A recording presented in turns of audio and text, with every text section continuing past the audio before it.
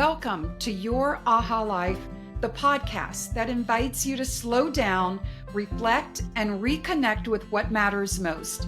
I'm your host, Tonya Cornileus, and whether you're navigating change, stepping into a new chapter, or simply curious about what's possible, this space is for you. So wherever you are, get comfortable. Let's explore the insights, stories, and aha moments that move us forward.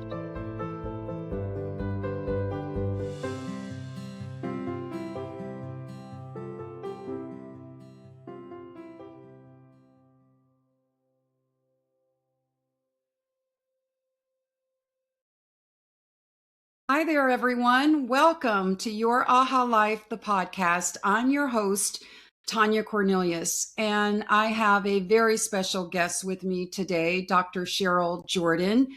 And I'm going to introduce Cheryl in just a minute, but let me just, for the record, say that Cheryl is not only a brilliant doctor, executive, all the things, executive coach, which I'm going to get into. She is also a dear friend of mine, and she's been on my podcast before. And I'm so happy to have Cheryl back with Your Aha Life.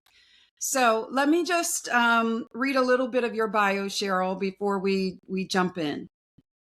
So Dr. Jordan is a native of Cincinnati, Ohio. And she got both her bachelor's and her master's from the University of Cincinnati and her PhD from Antioch University. Cheryl is the founder of U.magine or U.magine Performance Consulting, which is, she'll tell you more about all of that. I'll give her a chance to share that, but she's also an author of an international bestseller, which we're also going to get into. Cheryl has been in business after making a transition out of corporate for 11 years, owning her business. And she's a ICF certified professional coach, really specializing in diversity, executive coaching, but all kinds of leadership and helping teams perform better. All the things. She's so good at it. And so she's presented internationally on a number of topics, particularly in women's issues. But honestly, Cheryl, focuses on just helping leaders be better so their organizations and their teams can be better.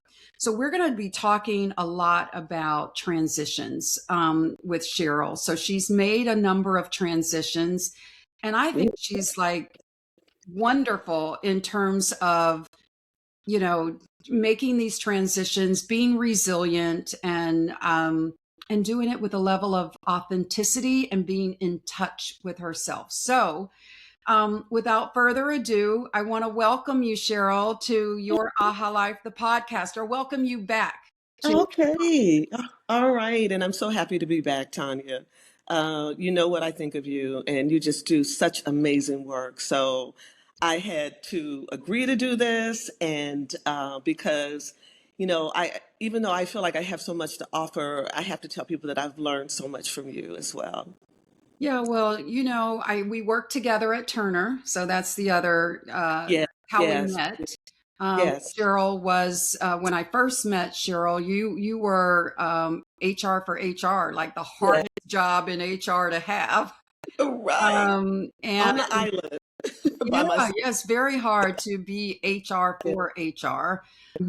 But you did that with a level of professionalism, grace, compassion, all the things. And that's how I met you.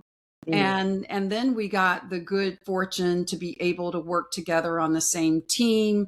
Yeah. And look, I learned just as much from you as I hope that you also learned from me. So it was definitely a mutually beneficial relationship, and that blossomed into a long-term friendship, which I'm so thankful to have with you.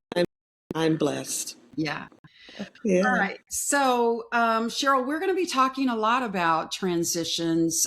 It's Hmm. something that I am very focused on myself in your AHA Life, helping people be able to navigate with a level of clarity, confidence, and authenticity. And when I thought about who could, you know, have this conversation with me, you were the first person who came to mind for me because Hmm. I've seen you navigate many transitions professionally and personally. And so I want to get into some of these. So if you don't mind, we'll jump right in. That's fine. I'm ready. Let's Okay. go. Okay.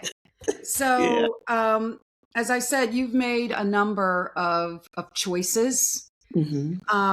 and you you made these choices when you saw for yourself personally that a situation no longer worked for you. It no longer fit who you were and who you Hmm. wanted to become. Hmm. And so you chose to move in a way that was more authentic and more aligned with who you are.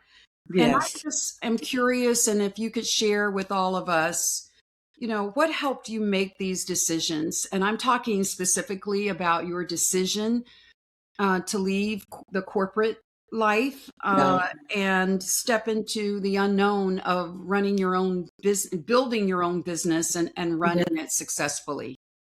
Yeah. I will tell you that at the point where I had an opportunity to leave the organization, that I had already reached a point of how much can I continue to grow in this space, right? And so I felt like it was a little bit limited for a variety of reasons, but nothing really negative. And so when I had the opportunity, I did not like look back. I mean, it was okay, this is what you have to do. I remember years ago when I first moved to Atlanta and I took a battery of tests from an IO psychologist, and he told me I had the perfect profile for an entrepreneur. Oh, And so when I go back and I think about that, because that was years ago, and of course, working in corporate, having to put food on the table, but still enjoying where I worked and learning as much as I could, I just felt like it was time for me to make that change. And I had a great network of people that I had worked with. Most of the work that I ended up doing was all referrals. But I always felt, and I know I've shared this with you before, that I was kind of a misfit, you know? So when we talk about like the tree huggers and the people that, sing Kumbaya, all of those things, I was constantly reminded in different ways that that was how I showed up. And it's not that it's a bad thing, but I think at the time, I felt like I got to fit in. I have to fit into this schema or this framework of corporate, um, because a lot of it is, a certain way of thinking, and I am a creative thinker. Not to say that people in corporate aren't creative, but that's what I lean towards. And the other thing was what I realized is that to me it was about the people, not about the product. And it took me a minute to recognize that, even though my role was to help people, right, to grow and develop from a talent management perspective and teams and all of that, to help with the product. But in my heart of hearts, I am someone who is more interested in the person, if that makes sense. That's oh where yes. that's where I go. And so it was a very easy decision to make, especially with the coaching and then working with teams, because you have the opportunity to really get to know people in the team, bring people together, help them resolve their issues, but more importantly, how can they become high performing teams? That was what was interesting to me. So, Yeah. yeah. Yeah, yes, you have shared with me before that you always felt a little bit like a fish out of water Yeah. Yeah. inside Yeah. of corporate. And Hmm. I think honestly, our corporate spaces miss out when everyone feels they have to line up and be a certain way, right? Hmm. And we always talk about, and you coach around diversity and all of that, and appreciating all of the differences But sometimes we say we appreciate all of that, but then it's very hard for people who may not fit into a certain mold to feel a sense of Yeah. inclusion and belonging. Hmm. And that's what I heard you say. Would you agree? Oh, I would Mhm. agree.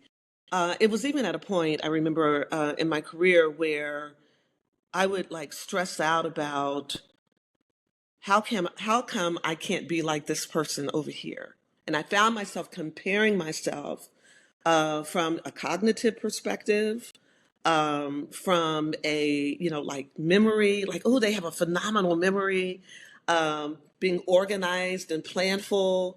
And I had a dear friend say to me, "You can't compare yourself to someone else. They live in this space all the time, and they may have knowledge about all these things, and you have to find the space that you want to live in."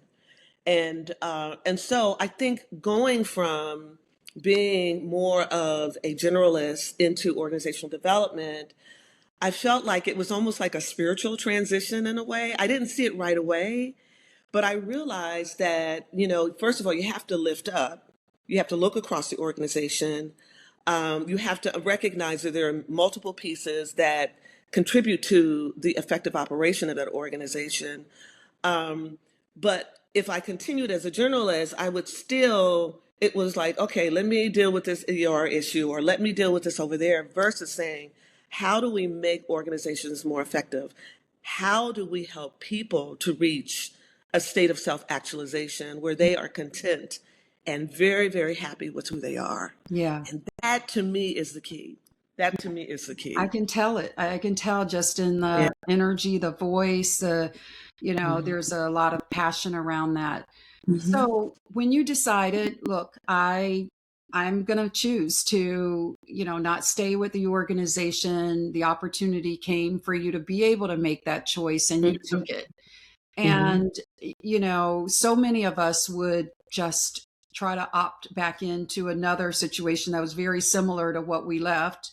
But you said, no, this is my chance to do something differently. Can you tell me what that felt like to you to Mhm. move from a place of comfort into a place of the unknown? It's so interesting because I have thought about this question frequently, and over my life I kind of fall into things, right? I it just it something presents itself and I fall into it, sometimes not even pursuing it. And I was wondering, why does that happen? And I think that sometimes, because I am a highly sensitive person, that I am unconsciously reading the cues around me that are preparing me already for what is to come. So let's say I was in corporate. There were certain things that I felt, maybe I experienced that I didn't like, or things that I did like that I gravitated towards, situations that maybe I didn't always know they were happening, but they were created. Um, it- and maybe the wrong word is created. It was already in me, it was already there. So when I took that step, I didn't look back. And I remember there were a couple of people that said to me, "Oh, you should apply for this job over here. Or you should apply for this job over here." And I knew that I didn't want to do that. I Yeah. knew that I no longer wanted to be in that space, even though I learned so much from it. I was being prepared, but then also getting these signals that I think I was not even realizing I was reading, and I think that that's what made it easy. I think knowing people who were working in other organizations, because I remember like one of my first two gigs, I immediately got a call. "Hey, Cheryl, can you come out and do this leadership development program, for our managers?" And then eventually I did it for their senior level managers, someone else who had left the organization. So the door just opened up for me. Yeah. And so that was It's amazing, right? It's amazing how yeah. that happens when Mhm. you are walking your path. Mm. That You can Yeah. walk on some other path or try to compare yourself to others and be like others, and it feels like the whole Yeah. time it's like like you're striving, like. Yeah. But then when you step into your own path, Hmm. however unknown the future or uncertain it might be, Yeah. there's a feeling of ease, a feeling of flow, and yeah, and then opportunities came your way. So Yeah. yeah. Yeah. Exactly. Exactly. Yeah, so I want to just stay there for a little bit more, because I think when you make the decision to go and you have this inner knowing that this is the right thing for you, Hmm. it still can be disorienting Hmm. because we've worked many of our adult lives Hmm. in inside of organizations, inside of corporate Hmm. entities. And I think my next question here is, in what ways did you stepping away from that change your identity of self? That's so powerful. Yeah. First of all, one of the things I did want to say is that leaving more of a corporate environment, I didn't have the same community, right? I didn't have the same community of people because I'm solo, right? It's just me. And so I think that in terms of my identity, I had to learn that everything that I needed for the most part, not to say that there weren't other people around me, but what I needed was really inside of me. And I realized how much I knew. I realized how much I could accomplish. I mean, when it came to everything that it takes to running a business, from the finances, which I am not the best at doing, right? All of that. And I realized that I had more inside of me. And I think sometimes when you're walking this narrow lane, and when I say narrow, I don't mean it negatively, right? But then it starts expanding, right? And there are different pathways. You figure out, how do I need to get things done? How do I run this business? How do I stay in contact with people? How do I continue to feed my soul? Because I didn't have the community, which I still, even to this day, miss. Yeah. Uh, yeah, it's something my son is on me about all the time. So that right there in itself became a part of my identity. But then I also, really realized that I have, I know a lot, and I didn't always think that I knew a whole lot. But I look at some of the work that I've done, some of the lives that I have touched, and I was wondering, why was I always feeling so, maybe not having the same degree of confidence about who I am, right? Right. And and and for whatever reason, we put these barriers around our brains, our minds. We hold on to old narratives. We try to fit in. Fitting in is big, and I realized I don't have to do that. I don't have to. I don't have to try to fit in. I have to be myself. That sounds like a light bulb moment. I don't have to fit in. I don't have to do that.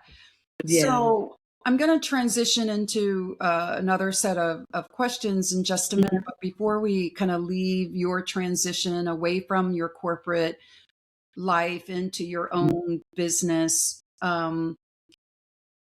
what would you say to others who are perhaps going through a life or career transition, who are struggling with that transition, maybe because they've only seen themselves as a person working in the corporate space, or and maybe Mhm. they're not leaving the corporate, but maybe they're leaving a job. Maybe it's through their own will, or maybe Mhm. there's a layoff involved, or whatever the circumstances might be.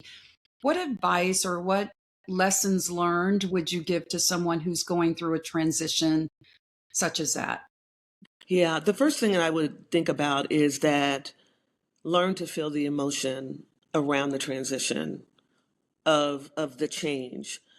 We don't always try to touch base with our own emotions. So if I know that maybe I'm unhappy, like, what is it? Like, identify that. Don't try to hide it. It's okay, right? Because emotions are a form of intelligence. Emotions help us to fill in the gaps, right? And so, and then to think about how you're feeling somatically. What's going on inside. So it's building the awareness around what your mind and your body and your soul, what you're going through in terms of those things, and then also understand that um, you're going to be fearful.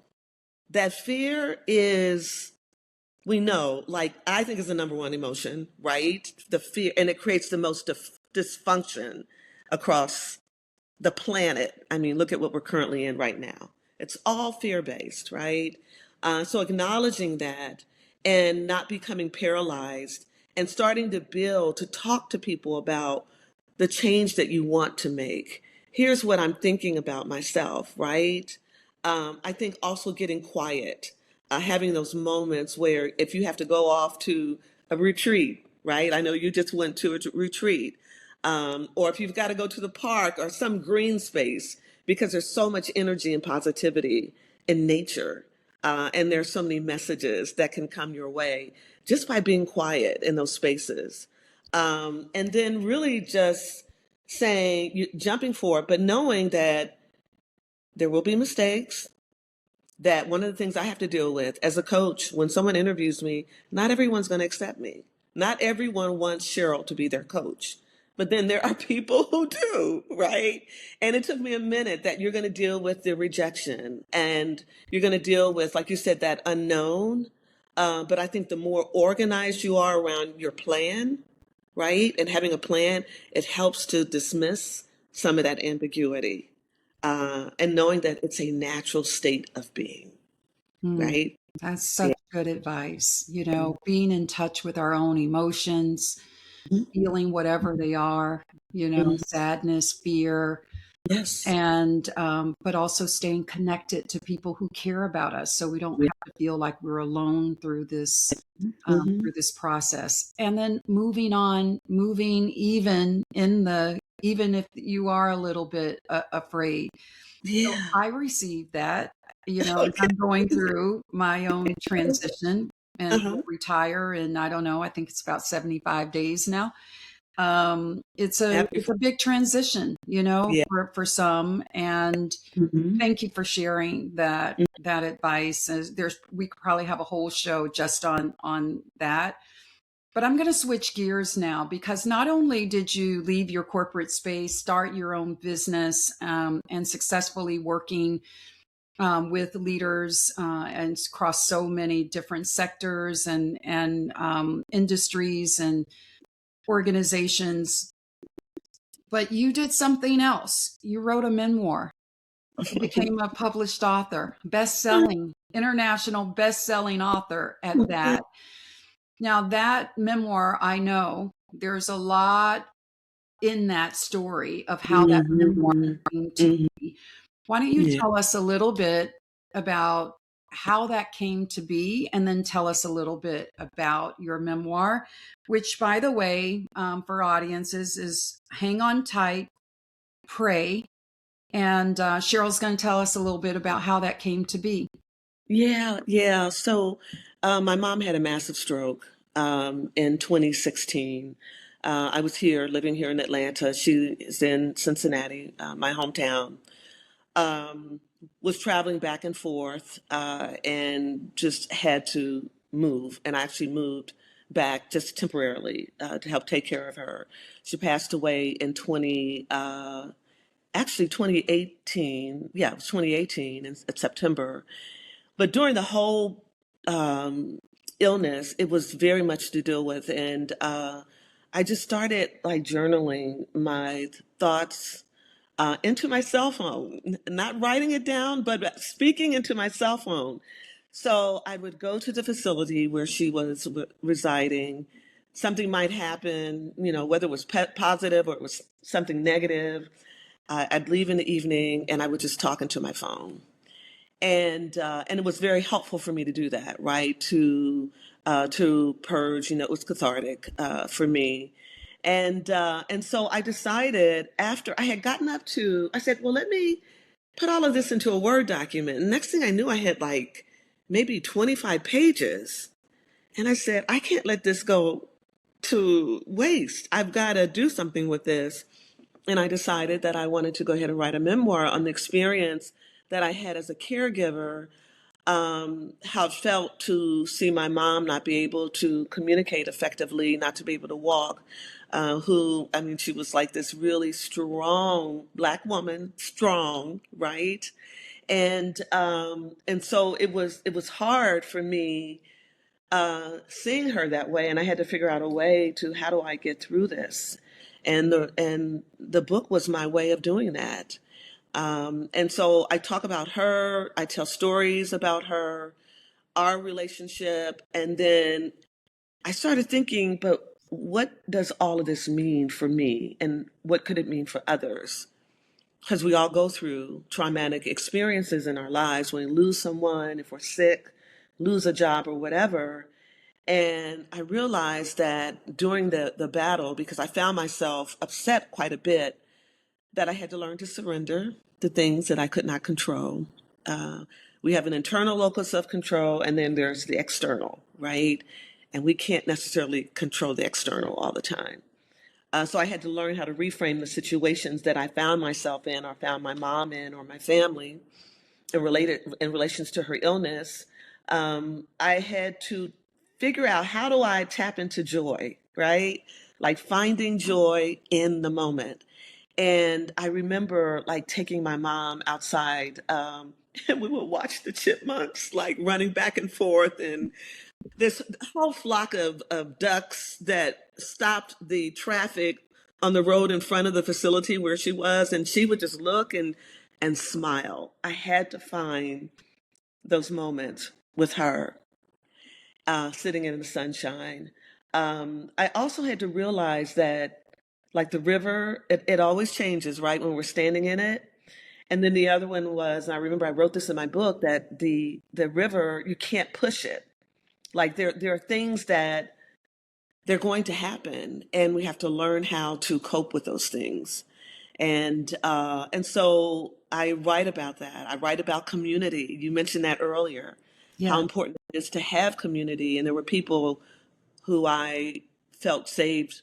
And I know this sounds extreme, but I think they saved my life because they were there by my side, taking care of me while I took care of her. Mm. And we have to have that. So that was the book. And so I felt really great about writing it and got it published and all that good stuff. Yeah. I mean, you say it as though it's just kind of happened. I know that it takes a lot. And Hmm. especially when you're writing a book that you're pouring out so much of your emotions, Yeah. you were having during a very difficult time, Hmm. seeing your mother, as you said, go from being this very strong woman Yeah. you've known all your life to someone who was not strong. She couldn't be as Yeah. strong, but you were there for her. You were there for her. Yeah. Yeah. I, you've talked a little bit about what you learned about yourself during this time. How are you different today, Cheryl, than you were then or even previously? How has that experience or just where you find yourself today, how are you different? I think it's like recognizing, first of all, and you mentioned this about identity, recognizing who you are and being really in touch with that. Knowing that, like, I realize that I am a storyteller, regardless of whether it's writing a book or it is, coaching someone and helping them to get through something, mentoring, or working with a team. So I realized that. I also realized that I am an excellent writer. And I never really knew that I was, because it was always mostly business. And I've written poetry and things like that. But I realized that there's so much that I have that I want to share. And in doing that, also doing the research and learning from others, reading other memoirs, learning from people like you and some of our other mutual friends, right? I learned that. I also learned that how critical my values, how critical not just only my values, but you got to know what your values are. Um, it helps to lead and guide you through very, very difficult times, or times maybe not as difficult. And recognize. What are some of, not maybe all of them, but like you would Mhm. say, these are some of my core values. Yeah. Um, I would say that I believe that there's goodness almost in everybody, right? Uh, I don't feel that people were born or came out of the womb being evil. That's one thing. So seeing the good, keeping my mind open to what comes my way. So, and I don't know if that's like a growth mindset, right? So it's just Yeah. always knowing that this is not the end all be all. And there's always so much more to learn. How important love is uh, in our world, yeah, Yes. and unconditional love. And we all struggle with that, right? And definitely family. Uh, my son and my brothers, my sister, um, being close, and my nieces. That's important to me. Yes. Yeah.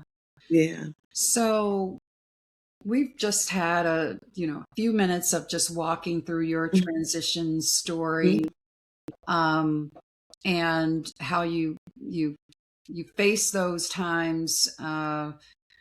Would you say it's courage, or would you say it is, Oh, yes. what's helped you to face those times, and how do you stay resilient? Maybe it is the Yeah. network Yeah. you talked about, but maybe just spend a couple of minutes on that. Some of it is faith. A lot of it Mm. is faith. And it's not, we can look at faith from a very religious perspective. We can look at it as having faith in self and believing in self. I think that has a lot to do with it. I do feel that, when we talk about Dr. Brene Brown and how courageous we are. And I think sometimes being vulnerable.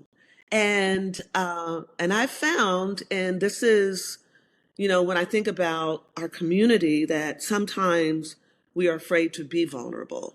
Uh, and I had someone actually just sent me a text message, or message through Facebook, someone that I coached at Turner. And she mentioned me in an article, and she said, I remember you telling me, that I needed to learn to be vulnerable, right? You open yourself up. You, not to say you share everything, but it's not always like, let me put up this defense mechanism. They're out to get me, because everybody's not out to get you. Yeah. So yeah. Yeah. Yeah, we fear. You say a lot of things are fear based, and Mm-hmm. the fear is what keeps us from being vulnerable. But Hmm. vulnerability is also what draws people to us. Yes. And so much to learn there. Look, I have just a couple more questions for Okay. you, All and right. one is your aha life. What does that mean to you, and how are you living your aha life? Yeah. I think that to me, it is being in a constant state of discovery. That, you know, and I mentioned this, not shutting down, right? Um, because when you're in that state of discovery, whether it be through traveling, or if it's reading, or if it's friendships, or if it's sometimes your own mind, right? Because your mind, it shifts at times. Your thinking shifts at times, and you realize something. You may have an epiphany, Yeah. but I think it is being in a constant state of discovery, and knowing that there is so much out here in this world. And sometimes we are socialized to think things just be narrowly focused in one way. Like, for example, I went to Senegal and Ghana in September. And before I left the continent, before I left America or the US or whatever, um, I had to tell myself, don't go with expectations, right? Don't have, because you're going somewhere else. two countries you've never been to before. Um, very, a lot of differences. And because if you go there with expectations, you're going to shut your mind down from really truly experiencing what is. Yeah. And I did that, and there were some major differences, things that I discovered. But I'm so glad and that to me is where you create those aha moments, right? Yes. Where Yeah. you live an aha life. You live Yeah. an aha life. You're right. Just constantly looking in from awe and wonder, from Yes. discovery, and from setting aside Mhm. expectations so that we can see what all is possible. Right? Yeah. So the Yeah. fullness of the possibility. So last question for you. Okay. What's bringing you joy today? Oh, wow. What's bringing me joy? Well, I have started writing a second book.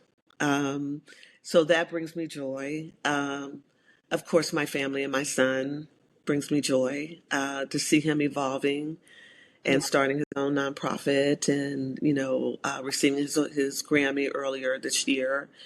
That brings me joy. What brings me joy is also, I mentioned, like green spaces. There is a trail alongside the Chattahoochee River that I love to walk. And it just puts me in a different mindset, right? Where I can experience nature, but then at times, again, my mind is open and it may have an epiphany. And that's what brings me joy. Yeah. Learning brings me joy. Yeah. Learning does. Yeah. Thank you. Well, it's Yeah. been a joy to have this Oh, thank you. conversation with you. I know Yeah. we talk all the time, but to have Yeah. the air hour to kind of show and let others listen in to the kinds of conversations we have, I just appreciate you joining me today, Cheryl. Is there, how would you like people to get in touch with you if they are interested in your coaching, your Mhm. consulting? How do they reach you? Yeah. So my website is U.magine Performance Consulting. .com. And then also I am on Instagram under Dr. Cheryl Writes. Or those are the two main ways of getting in Okay. contact with Yeah, and we'll me. put those, I'll make sure I have them and put them in the show Yeah. notes for people to have them. Thank you Yes. so much again. No, thank Um, you. Thank you for the opportunity. yeah, this probably will not be the last time that I will invite you in, but it's been a pleasure for you just to share a little bit of your own transition story and Hmm. inspire all of us, myself included, who are in transition, Yeah. that we can get through to the other side, and it could be actually something really wonderful. So Yeah. thank you, Cheryl. Well, thank you. And thank you for being in my life. All right. You're amazing. Thank you. All right.